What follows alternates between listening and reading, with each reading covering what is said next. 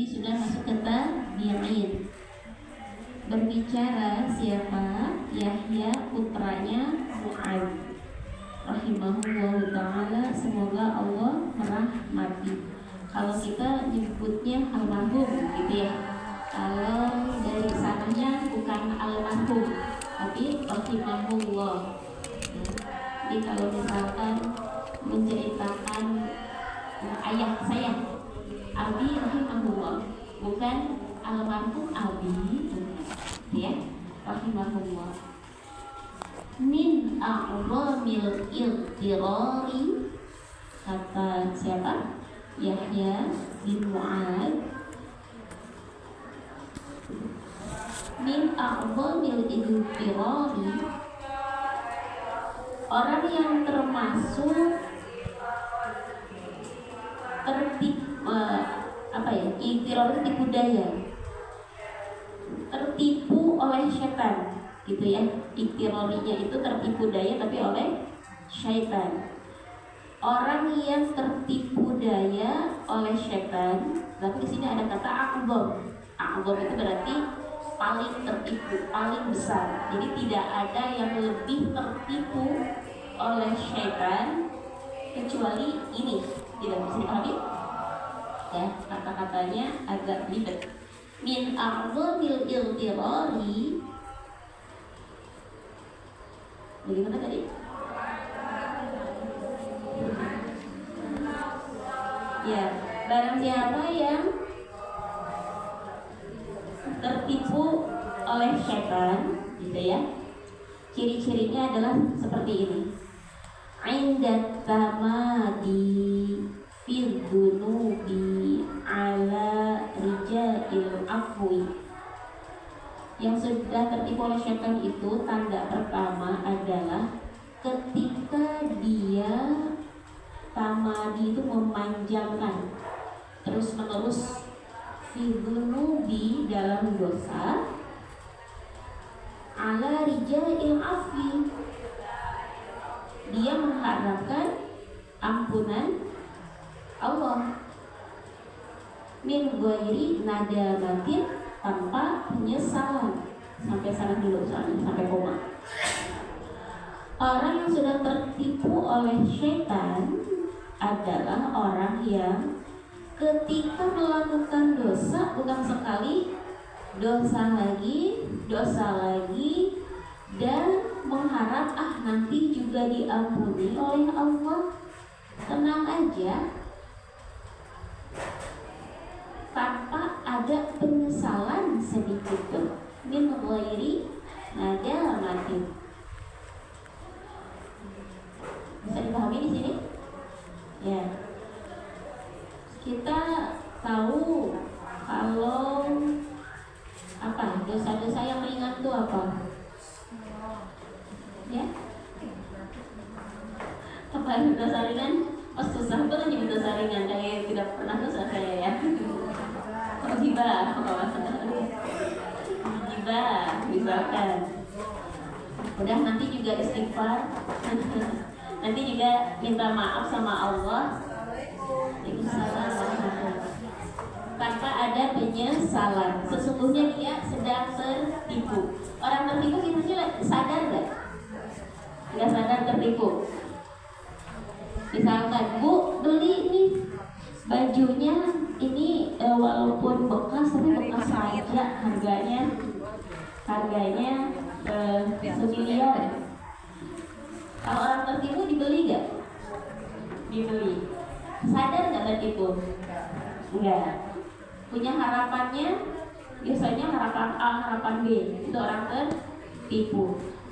Kata Yahya, kata Syekh Yahya, orang yang tertipu oleh syaitan, salah satu tandanya adalah dia kalau berbuat dosa bukan nyesel yang ada di hatinya, tetapi yang ada di pikiran dan hatinya adalah nanti juga dimaafin, nanti juga kan Allah Maha Pengampun, Allah Maha Pemaaf, tenang aja.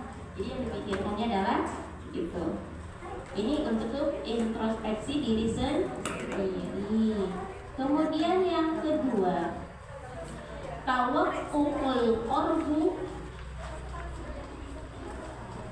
minallahi ta'ala bighairi ta'atin, merasa dekat dengan Allah Ta'ala padahal tidak taat.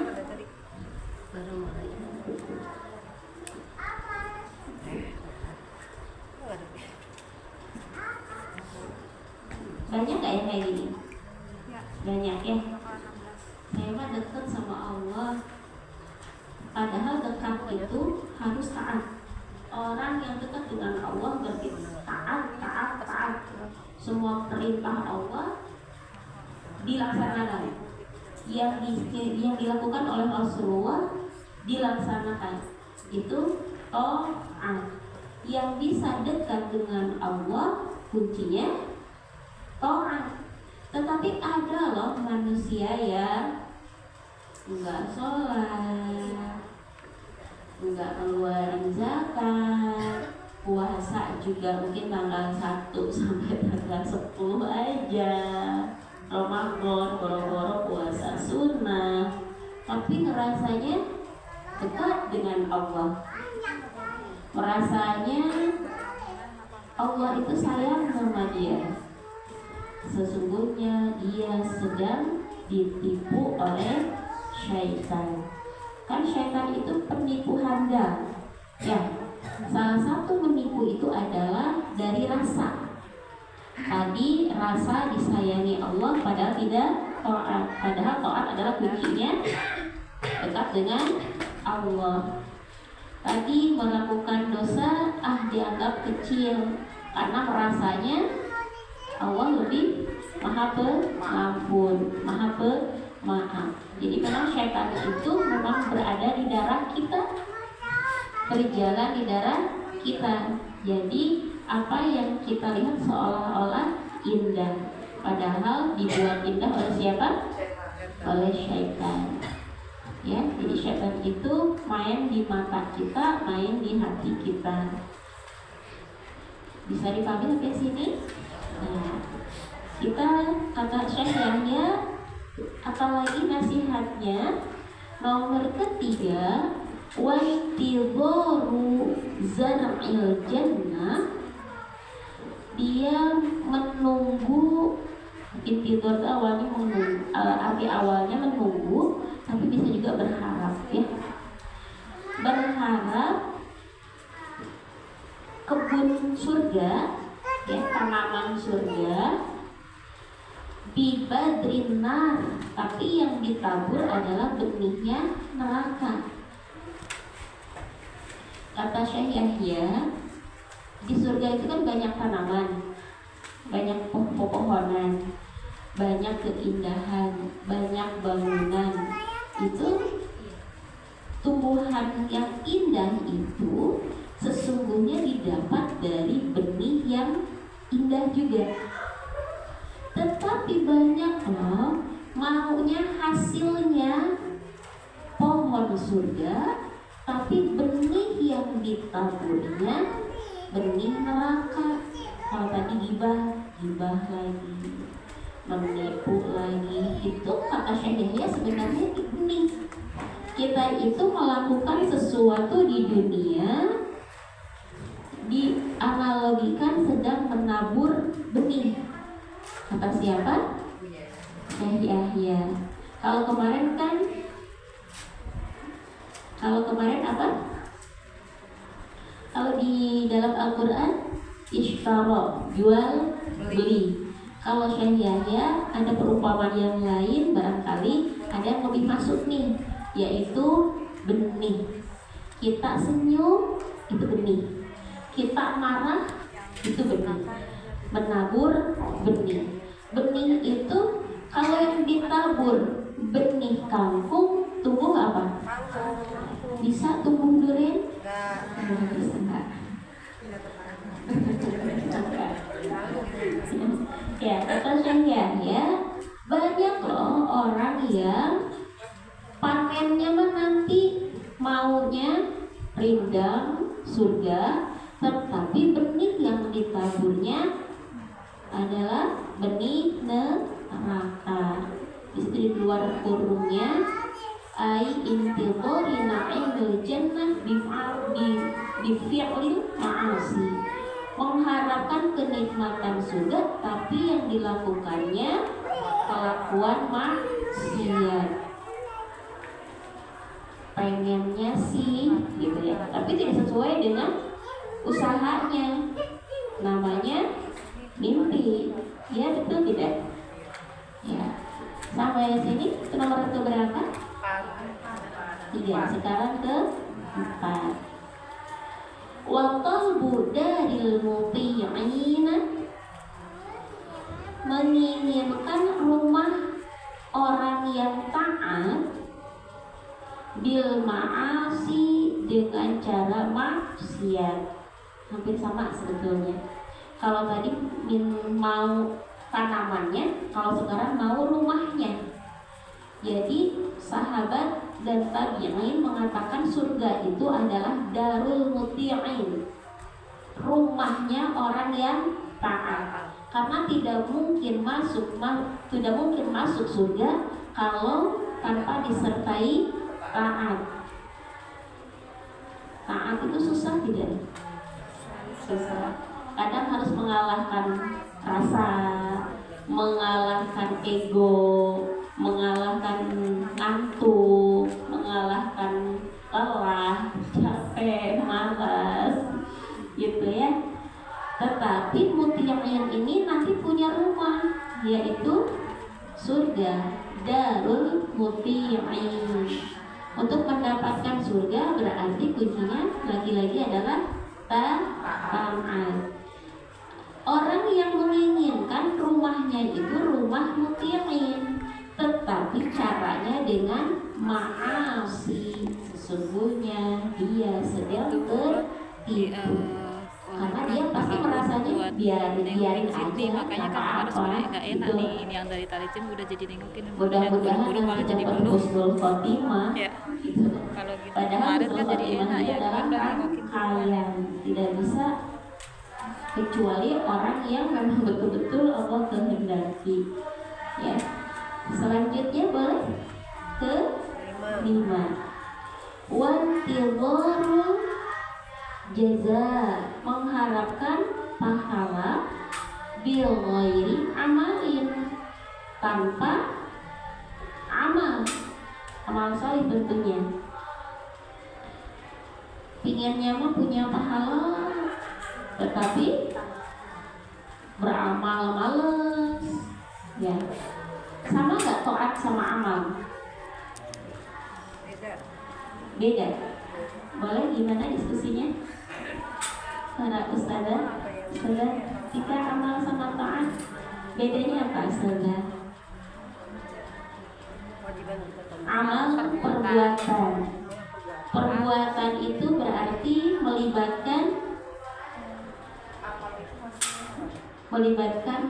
anggota tubuh ya, anggota tubuh, bahkan hati pun itu adalah amal, mata amal. Jadi kita di talabul ilminya adalah apa?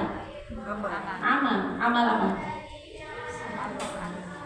Mata lagi beramal, otak lagi beramal, kaki kesini dihitung juga. Jadi bukan satu gitu, satu poin, tetapi semuanya, ya. Masya Allah, Allah itu sangat adil. Jadi tidak dihitung satu, dihitung per poin, itu dihitung amal. Kalau taat, ya tanda bukti amal ini adalah tanda bukti taat. Orang taat tidak mungkin tidak beramal. Jadi ini satu kesatuan. Insya Allah dengan adanya kita di sini adalah membuktikan kita taat dengan diperlihatkan, direalisasikan dengan amal. Ya. Yang tertipu oleh syaitan tadi nomor kelima itu mengharapkan pahala, tapi cuma nontonin orang. Ya, ada kerja bakti, nonton aja di rumah, beramal nggak? Enggak. Tapi ingin mendapatkan Ya, itu. Sesungguhnya dia sedang tertipu oleh syaitan. Kata syaitan, mau apa-apa kok, gak ada masalah kayak gitu. Itu sebenarnya sedang dipengaruhi oleh syaitan. Nomor ke-6,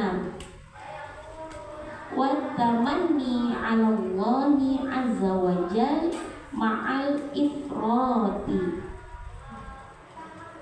Berangan-angan ya kepada Allah Subhanahu wa taala dengan melampaui batas. Allah itu memberikan batasan-batasan kepada kita. Kalau keluar dari batas itu namanya melampaui batas. Kata Allah, makanan, semua makanan halal kecuali, ada batasnya. Kalau minuman nggak boleh khamar, kalau makanan nggak boleh ya apa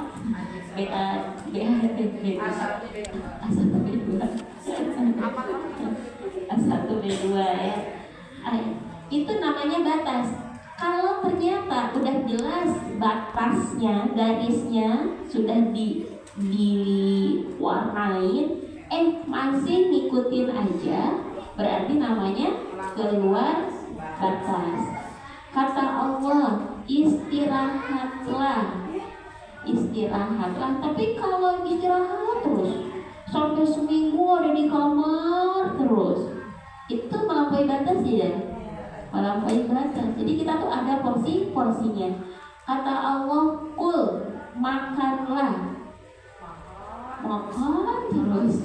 Udah 1 bakul, nanti 2 bakul. Memang disuruh makan, tapi ada batasnya. Kalau melampaui batas, pastinya melanggar aturan Allah Subhanahu wa taala, walaupun tadi perintahnya masih perintah mubah, boleh gitu ya. Nah, sesungguhnya orang yang sering berangan-angan terhadap Allah Subhanahu wa taala yang disertai melampaui batas ya, maka dia sedang tertipu oleh syaitan. Di sini ada syair, wa tarjun najah wa la yasluku masalikuha. Berharap selamat ya, berharap selamat dan apa ya, dari jalan keselamatan gitu. Gimana ya? Inna safinata la tajri alal yabsi. Sesungguhnya perahu itu tidak bisa berjalan di atas daratan. Jadi jika seseorang ingin selamat, yang harus melalui jalan keselamatan. Jadi ada jalannya sendiri, nggak bisa ngambil jalan semaunya. Nah, itu kereta jalannya aspal, bisa nggak? Enggak. Kalau di sini inna safinata la tajri ala yabsi. Perahu itu tidak bisa jalan di daratan. Kita ingin ke Jogja, pesan tiketnya ke Medan. Bukan ke Medan. Nyampe nggak tuh? Enggak nyampe. Oh, dari Medan ke Papua dulu mungkin ya. Tambah jauh. Dan bensinnya cukup nggak tuh? Ya, bensin itu apa? Kalau kita nyebutnya bensin kita bekal amal. Kalau tadi bensin perjalanan kita nyawa. Kita punya bensin kan sekarang? Yang disebut nyawa. Salah nggak kalau mau ke Jogja tapi ke Lampung dulu? Kalau yakin punya bensin banyak, nggak salah. Masalahnya kita nggak yakin. Iya, ada istilah begini. Nanti aja lah hadir majelis taklimah kalau udah nikah, punya anak udah besar-besar, kan banyak ya kayak gitu ya. Sekarang masih muda, senang-senang dulu aja. Berarti dia tahu mau masuk ke Jogja, tapi ke Lampung dulu, dan yakin setelah dari Lampung nyampe juga. Cuman masalahnya kita nggak tahu nanti masih ada pom bensin tambahan atau enggak, ataukah memang setelah bensin habis ya udah di situ wassalam gitu. Nah, salah satu yang di ditabur oleh setan, tipu daya setan itu adalah berangan-angan. Bisa dipahami bahasa ini? Allah nanti bakal ngasih kok, gitu, dengan melampaui batas. Tidak ingat kalau usia ada batasnya.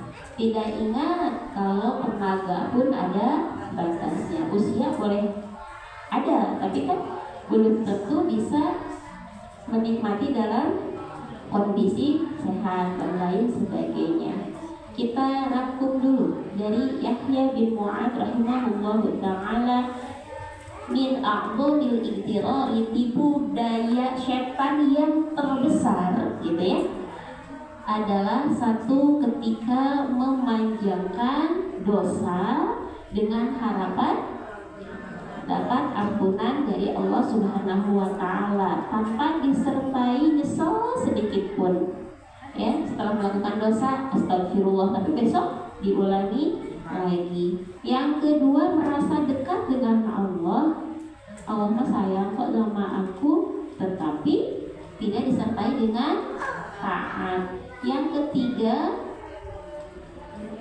menunggu, mengharapkan ya surga, tetapi yang ditabur itu benih neraka. Benihnya sama hasilnya pengennya berbeda, padahal tidak mungkin berbeda.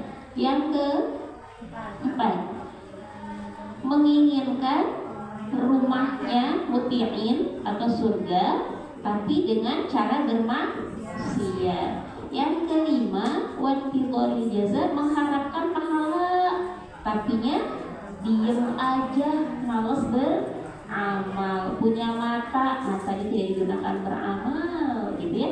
Punya kaki, kakinya tidak digunakan beramal. Punya tangan, tangannya tidak digunakan beramal. Masya Allah. Yang keenam, wa tamanni 'ala Allah azza wa jalla ma'al ifrat, berangan-angan terhadap Allah Subhanahu wa Ta'ala disertai melampaui batas. Berarti berangan-angan masih dalam batasnya boleh nggak? Boleh, tapi jangan sampai melampaui batas. Boleh lanjut. Yang terakhir, wal maqalatu sabi'ah, insyaallah, maqalah ke-17. Dari siapa? Ahnaf bin Qais, yaitu dari Ahnaf bin Qais rahimahullahu ta'ala. Hina su'ila ma Ahnaf, ya, Ahnaf. Hina su'ila, ketika ditanya ma khairu ma yu'til abdu, apa karunia terbaik seorang hamba? Bisa dipahami pertanyaannya? Kan seorang hamba pasti punya karunia. Kemarin sudah dibahas, apa bedanya karunia sama rezeki? Kalau rezeki itu pasti dapat, tapi karunia belum tentu dapat.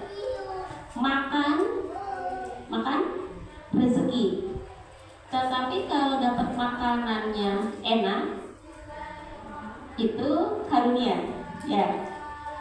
Anak cerdas, karunia. Bisa dipahami ya? Jadi karunia itu lebih ke keutamaannya. Makanya karunia itu beda-beda setiap orang. Semua orang pasti dapat rezeki, tetapi belum tentu semuanya dapat karunia. Su'ila, ditanya, siapa yang ditanya? Syekh Ahnaf ini. Ma khairu ma yu'til abdu, karunia terbaik yang dimiliki seorang hamba itu apa menurut Anda, wahai Syekh Ahnaf? tapi tidak dikatakan siapa yang bertanya. Maka di sini hanya su'ila aja. Bisa dipahami?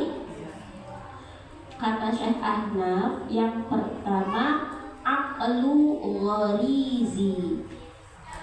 Aqlu gharizi, akal yang cerdas, ya. Tapi di garis bawah, di luar kurungnya adalah tabi'i, jadi bawaan. Kan ada kecerdasan itu bawaan, turunan. Ada cerdasnya karena memang tekun belajar, begitu ya, usaha. Kata beliau, sebetulnya kalau orang itu cerdas tanpa belajar adab pun, dengan kecerdasannya dia tahu mana yang baik, mana yang buruk, pasti meninggalkan yang buruk. Tahu kandungan alkohol itu ini, karena dia cerdas, walaupun dia nggak tahu dalilnya, nggak tahu itu perbuatan baik, perbuatan buruk, tapi selama dia emang cerdas bawaan, dia tidak akan melakukannya. Bisa dipahami di sini? Atau misalkan pergaulan bebas, naudzubillah, anak remaja, kalau dia tuh cerdas, tahu apalagi perempuan yang bakal jadi korban, pasti dia tidak akan melakukannya. Walaupun misalkan dia tidak tahu secara adab dari keluarganya. Kalau dia cerdas bawaan, sesungguhnya dia sudah dikaruniai khairu ma yu'til abdu, sebaik-baik karunia seorang hamba. Kata siapa? Syekh Ahnaf. Qila, dikatakan, fa illam yakun, jika bukan, jika tidak dimiliki, bagaimana Syekh? Kata Syekh Ahnaf, qala, dia pun berkata, adabun sholihun, ada sholih, enggak cerdas amat, tapi adabnya sholih, dia selamat. Bisa dipahami? Apalagi sudah cerdas, memang adabnya sholih. Kemudian pulang kayaknya belum nyambung deh dari pertanyaan. belum masuk. Ya. Dari mana? Dari awal. Kata Syekh Ahnaf, Syekh Ahnaf ini ditanya oleh muridnya, anggap aja ya, karena yang bertanya biasanya murid. Su'ila ma khairu ma yu'til abdu, apa karunia terbaik bagi seorang hamba? Kata Ahnaf, Syekh Ahnaf, karunia terbaik itu apabila hamba tersebut ketika dilahirkan punya kecerdasan bawaan yang cerdas. Bisa dipahami dari sini? Nah, baik, dibaca dulu aja ya. Qila fa illam yakun, qila, dikatakan kalau dia tidak punya akal yang cerdas bawaan, bagaimana?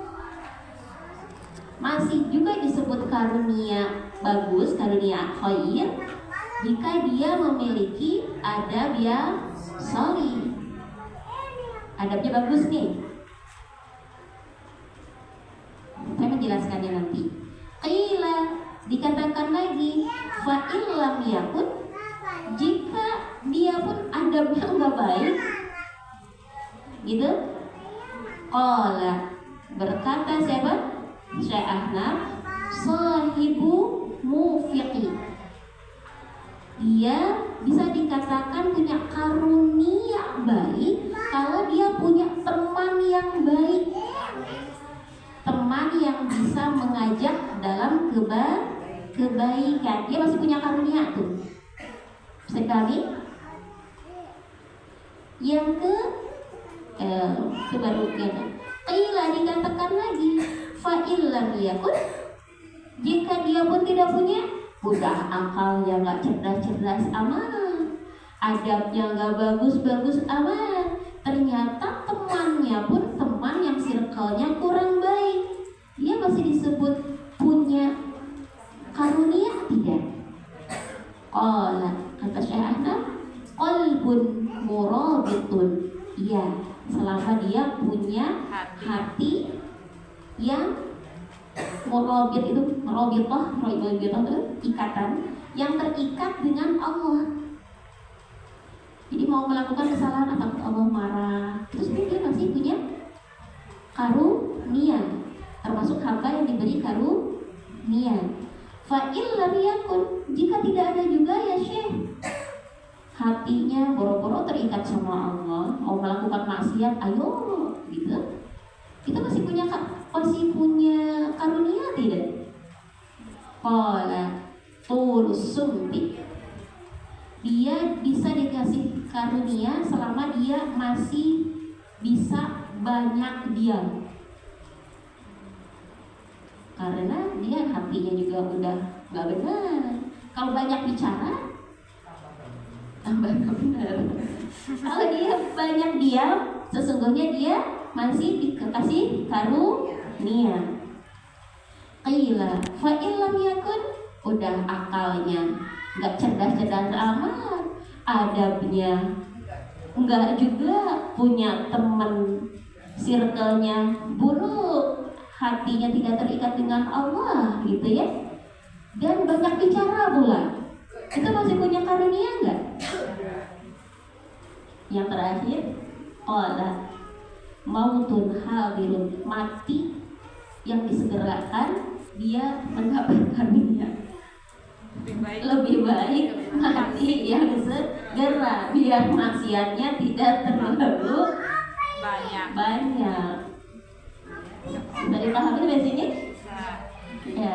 Jadi artinya kalau dari nomor pertama kita sudah punya, oh itu masya Allah, pada harus kita syukuri, apalagi di nomor 2-nya dipenuhi, nomor 3-nya dipenuhi, nomor 4-nya dipenuhi, gitu ya. Maka pastinya orang yang seperti itu adalah orang yang tidak diharapkan segera meninggalkan dunia, karena pasti bermanfaat. Bagaimana? Kenapa? Ya, jadi intinya kata Syekh Ahnaf, 6 ini tuh bisa dikatakan karunia. Tetapi jika ini semuanya tidak ada, maka ini orang sudah tidak berguna, buat dirinya tidak berguna, untuk orang lain pun tidak berguna. Kalau hidupnya lama, maka lebih mencelakakan dirinya. Kalau dia udah bicaranya tidak bisa ditahan, adabnya juga berantakan, cara berpikirnya juga aneh, mati muda itu meringankan dia dari hisab. Bisa dipahami? Allahu a'lam bishawab. Mautun hadirun, mati yang disegerakan. Allahu a'lam. Kita sampai sini dulu mungkin ya, karena sudah bab baru. Tetapi kemarin waktu Ramadan itu kita punya utang ya, kalau nggak salah kita bunda dulu sih, belum selesai. Boleh di bab sampai bab mana waktu Ramadan itu? Halaman 33.